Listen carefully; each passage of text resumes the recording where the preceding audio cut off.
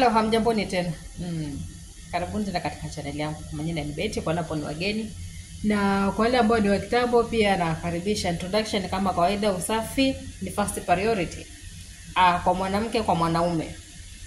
Sasa basi tuongelelee kuhusu ma side chick na wanaume ambao wanapenda kwenda nje kuacha mabibi zao nyumbani. Kwanza, channel yangu ni ya mambo ya relationship, mambo ya familia. Tumeelewana. So in case ukitoka kule ambako utakuwa umetoka umefikia kwa channel yangu, karibu. But sikiza kwanza kwamba channel yangu ni ya upendo. Ni ya kujenga familia yako pale ulipo, ama kujenga familia yako mahali walipo ambao wamelemewa. Haya. Sasa basi, straight to the point.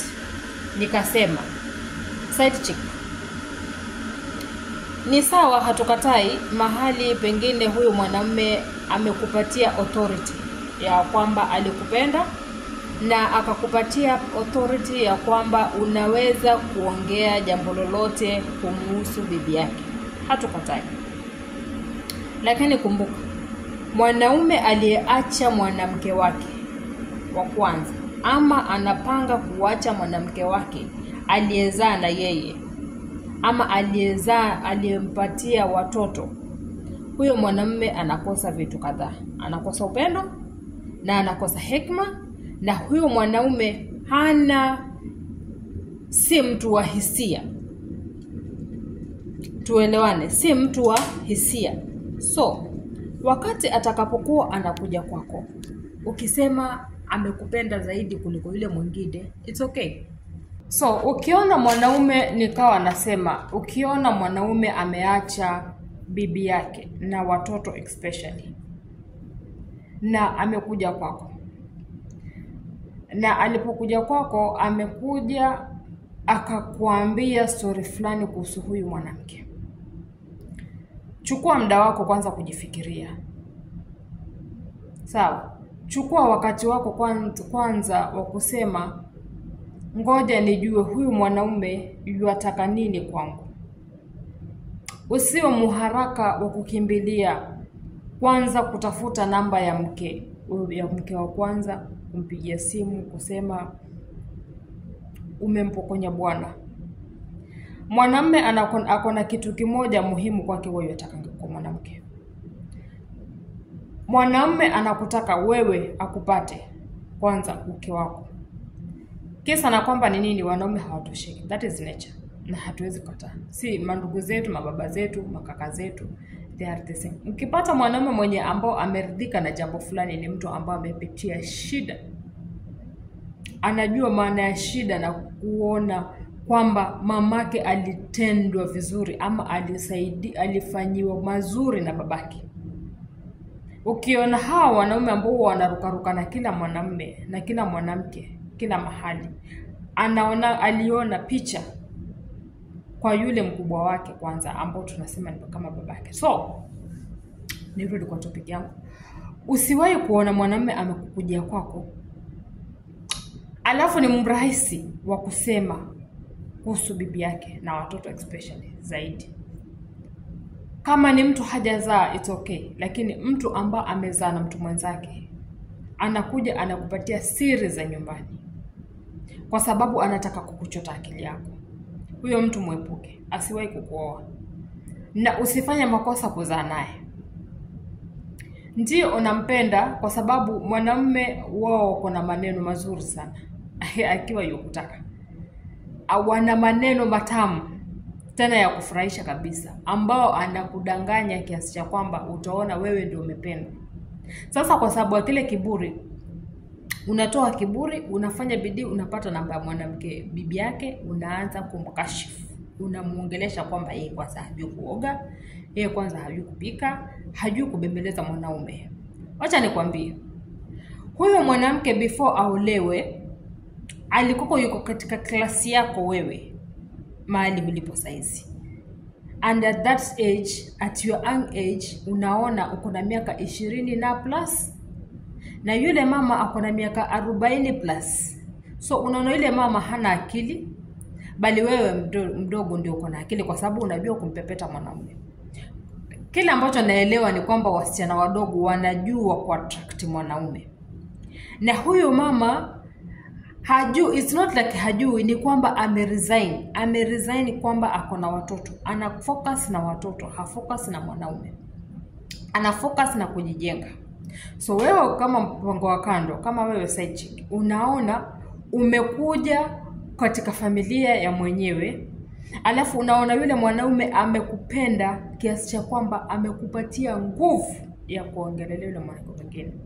Kumbuka nikasema mwanaume aliacha bibi yake na watoto, hana upendo na hana hekima, hana malezi. So utajua huyu mwanamume tabia zake siku ile utakapopata mimba. Okay, usipate mimba kwanza. Kaa na yeye kwa muda alafu mdanganye tu ghafla umepata mimba, uko na mimba. Utajua reaction ya huyu mwanamume ikoaje.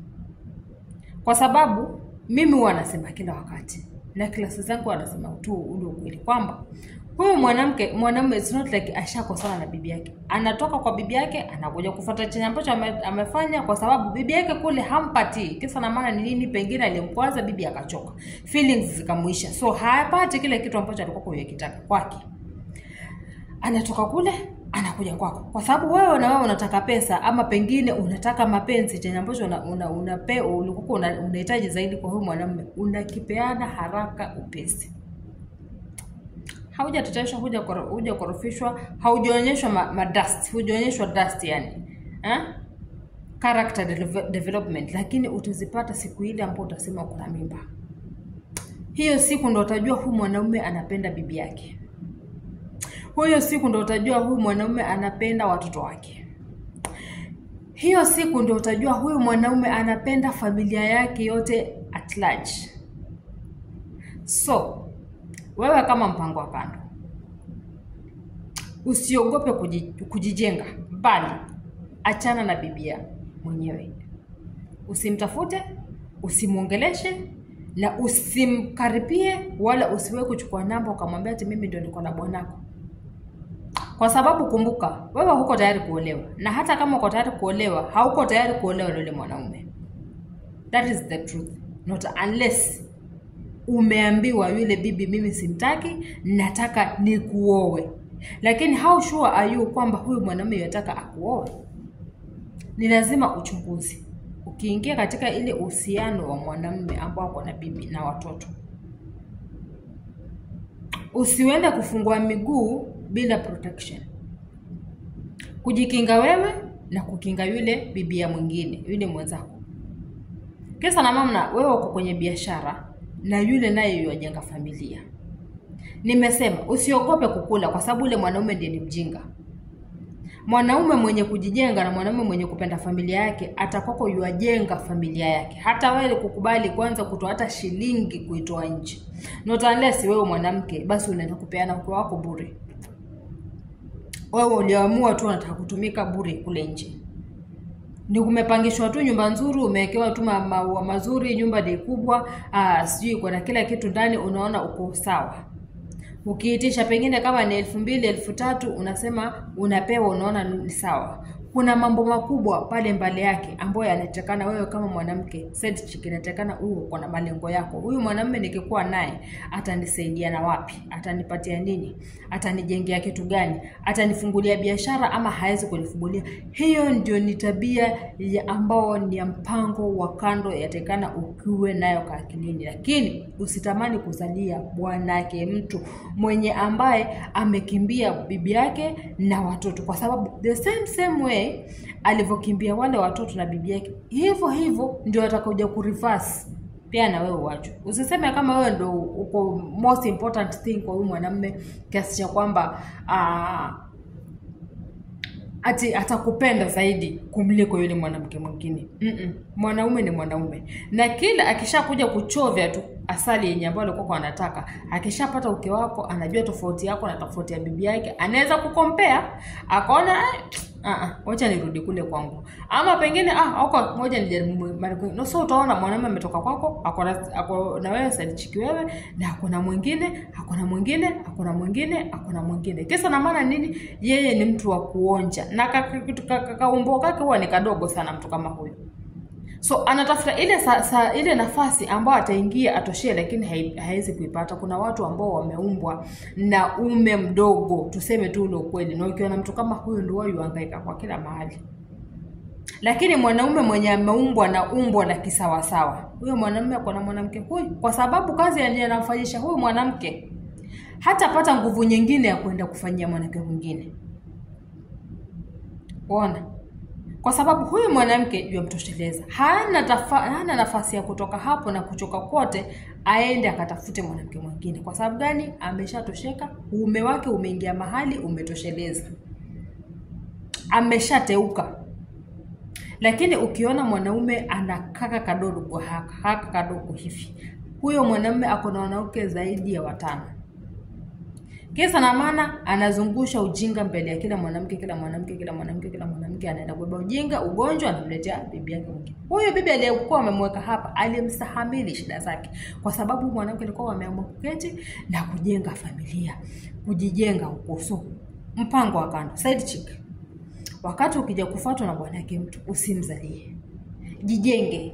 Jijenge maisha yako na huyu. Tumia hii pesa yake yenye ambayo hajisikii kutumia kwa familia yake, tumia, bali usimzalie. Kwa sababu ukimzalia chako ni kimoja, ni kuachwa na watoto kwa single mother, tena uko single mother kama mwenzako, na yeye aroke mtu mwingine. Lakini kumbuka, siku akikufa ama pengine aanguke aumie, bibi yake ndiye atakayetafutwa. Side chick hutatafutwa.